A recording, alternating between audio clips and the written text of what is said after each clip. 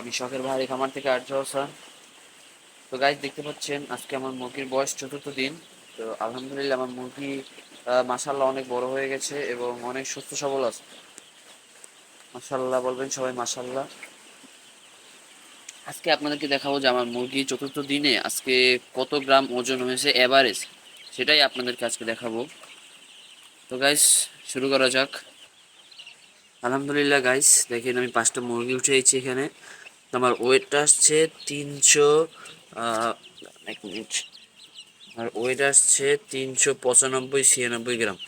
তো আলহামদুলিল্লাহ মুরগি এভারেজে 75 গ্রাম ওজন আছে প্রত্যেকটা। আজকে মুরগির বয়স চতুর্থ দিন।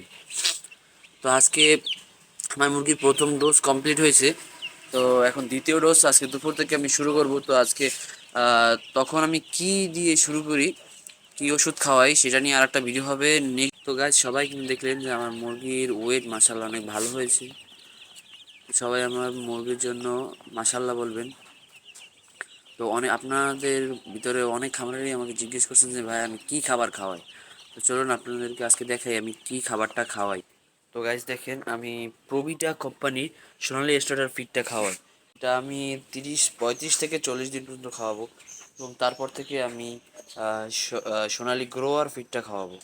এবং আমার মুরগির বাচ্চাগুলো কিন্তু প্রবিটা কোম্পানি, বুঝছেন? আমার মুরগির বাচ্চাগুলো প্রবিটা কোম্পানির।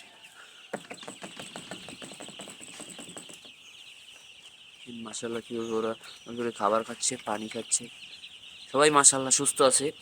সবাই আমার খামারের জন্য দোয়া করবেন যেন আল্লাহ তাআলা আমাদের খামারে বারাকা দান করেন।